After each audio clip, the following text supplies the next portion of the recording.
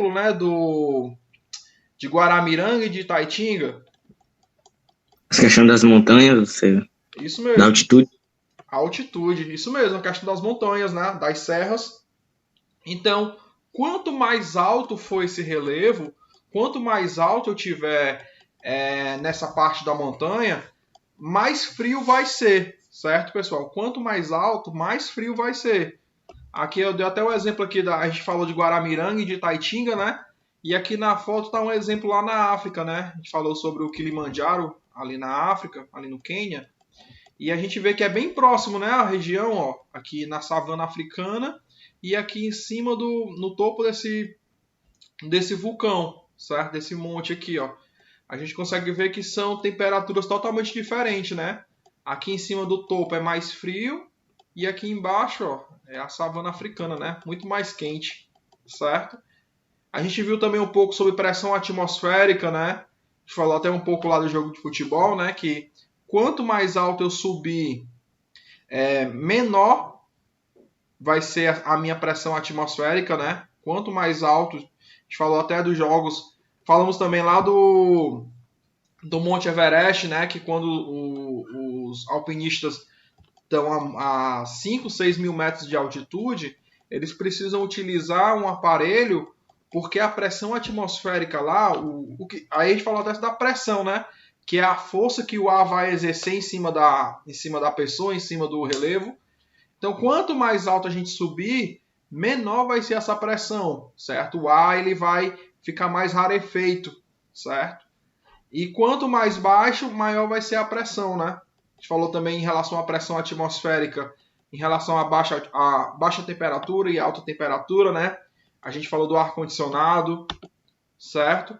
A gente falou do vento, né? Que o que seria o vento, certo? O vento é o ar em movimento, né? É o deslocamento do ar. Mas o que é que faz esse ar se deslocar? O que é que faz esse vento fazer esse movimento? Aí a gente falou na aula passada que é o clima, ele sempre tenta nivelar, pessoal. O clima, o planeta, ele sempre tenta ficar em equilíbrio, certo? Então, se tiver um local muito quente e um local muito frio, o local muito frio tende a os ventos que saem do local muito frio tendem a ir para o local mais quente, certo? Para tentar equilibrar essa temperatura. É a mesma coisa do que a gente está numa sala com ar-condicionado. Se a gente abre a porta da sala do ar que está com ar-condicionado, né? Depois de 15 minutos, 20 minutos, aquele ar frio já não está mais na sala. Por quê? Porque o ar frio que está dentro da sala, ele vai ver que o lado de fora está mais quente e o ar frio vai escapar para aquele lado, certo? É o que acontece aqui, ó, na praia, certo? Na praia, ó. A gente vê aqui que na praia, durante o dia, a gente consegue sentir o vento vindo do mar, do oceano, para o continente, certo? Por quê? Porque essa área aqui de relevo, pessoal, essa área aqui de rochas, ela esquenta mais rápido do que a água do mar, certo? A água tem um volume maior, né, do que o continente aqui. Então, o relevo ele esquenta mais rápido, aqui fica mais quente. E a água do mar e o oceano ele demora a esquentar. Então, o ar frio que sai daqui do oceano, ó, ele vai para onde? Ó? Ele vai para o local onde está mais quente, certo? Por isso o vento. À noite já é o contrário. Ó. Como o continente esquentou mais rápido, ele também vai esfriar mais rápido. É ao contrário do mar. Ó. Se ele esquentou mais devagar, ele vai demorar a ficar frio mais devagar. Certo? É tanto que, não sei se vocês já entraram na praia à noite, quando a gente entra na praia à noite, a gente vê que a água do mar ainda está quente, né? A gente entra 8, 9 horas da noite, a água do mar ainda está quente, porque ela demora a se resfriar. Certo? E de dia já é o contrário, né? De dia a gente entra lá meio-dia na praia, e meio-dia a água do mar ainda está fria, né? Ainda está um pouco fria. Certo? Então o vento, ó, ele vai sempre se deslocar dos locais mais frios, certo? O ar, ele vai se deslocar do local mais frio para o local mais quente, certo? Aqui, ó, é o contrário à noite, né? O continente está mais frio, então o ar que sai aqui do continente vai para o oceano, né? Que o oceano está mais quente, certo? A gente viu um pouco sobre umidade do ar, né? Que é a água em suspensão, né? É aquela sensação de umidade no ar, certo? E quando fica saturado, quando a umidade fica muito grande, muito forte, o ar tem uma maior capacidade de conter chuva, né? Quando está muito úmido, a gente consegue perceber que tá pouco de precipitar, certo? E a precipitação é a chuva, é nada mais que a chuva, né? Que são formas de precipitação atmosférica. Ó. Então aqui, ó, como é que acontece a chuva, pessoal? O ar ele vai subir de forma mais quente, né? Ele vai subir e por ele ser mais quente, ele está em baixa pressão, certo? Então ele está em baixa pressão, quando ele sobe, ele vai se resfriar, certo? Porque em altitudes maiores o ar é mais frio.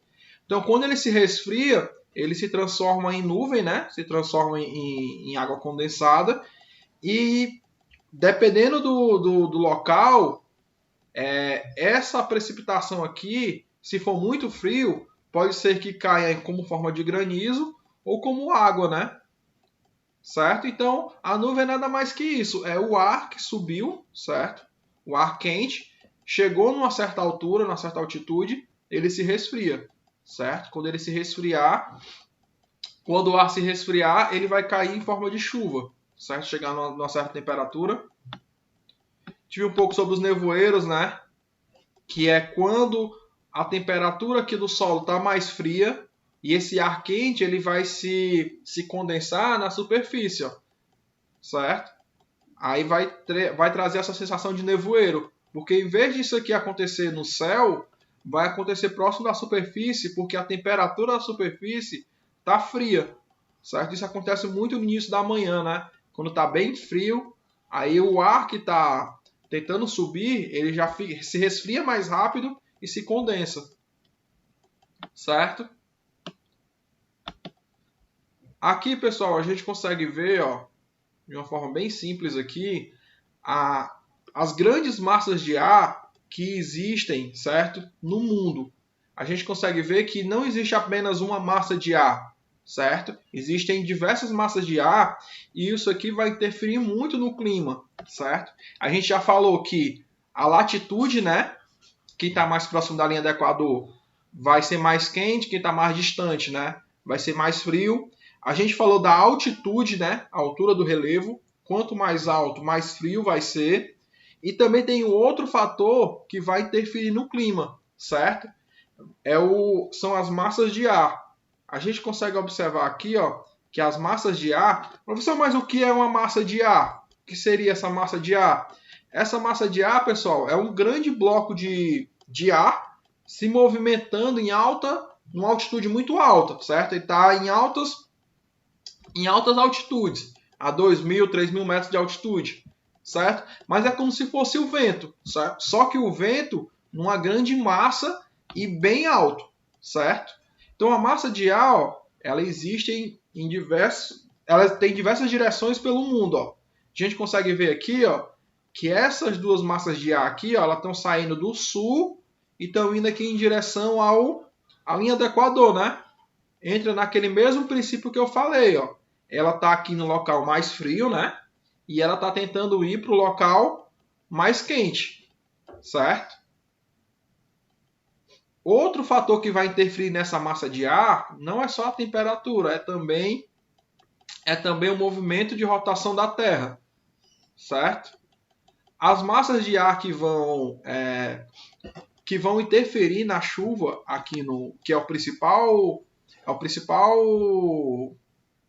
produtor de chuvas aqui no Nordeste, aqui no Ceará, são essas duas massas de ar aqui, ó. A gente consegue ver pela imagem de satélite que essas nuvens, essa massa de ar, né, elas estão bem no centro da Terra, ó, certo? A gente chama de ZCIT, que é a zona de convergência intertropical, certo? São duas massas de ar que quando elas se encontram, elas causam chuvas, certo? Causam muitas chuvas.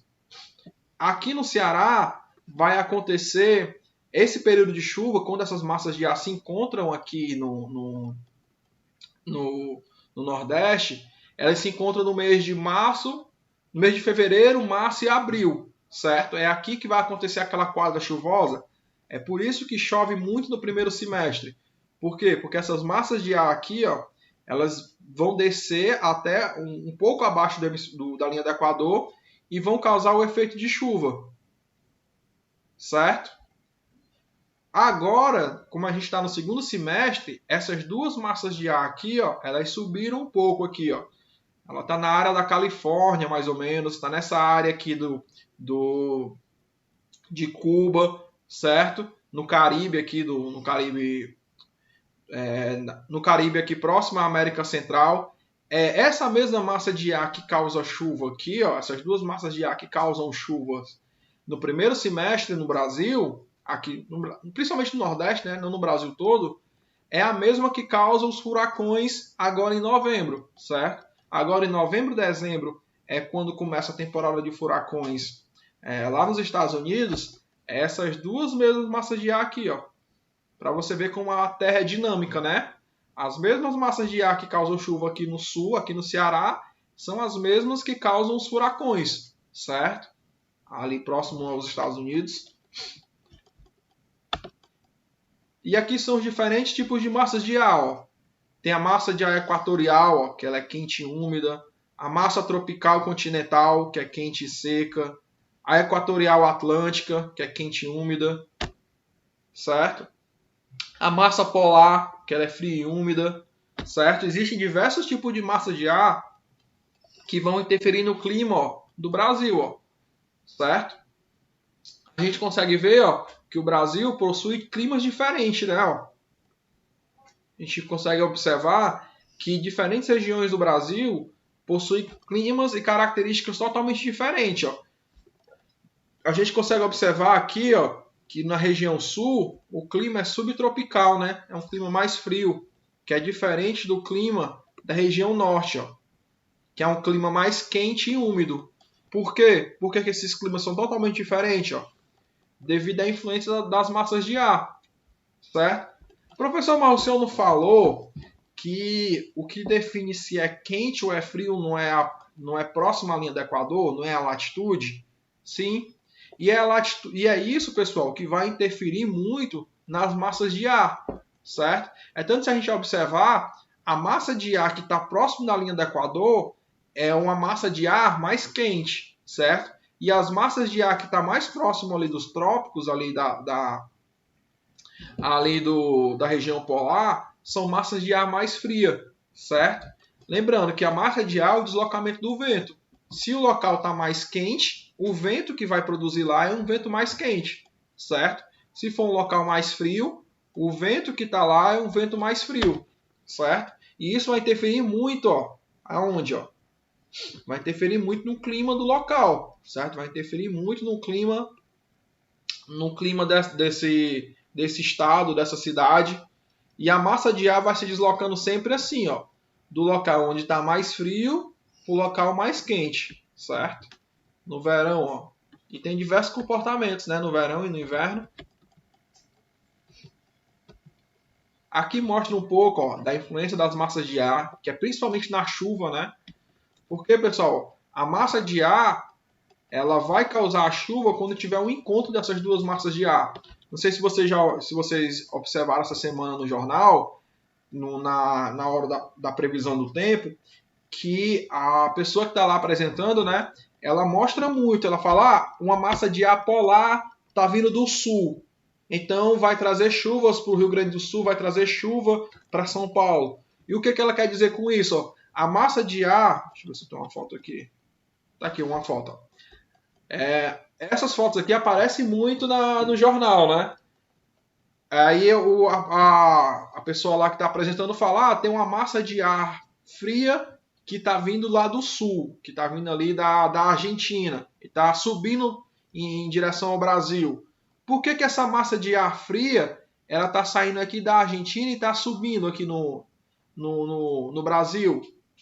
Alguém sabe dizer por que essa massa de ar está se deslocando assim? Ela está subindo? Hein, pessoal? Eu não sei, não.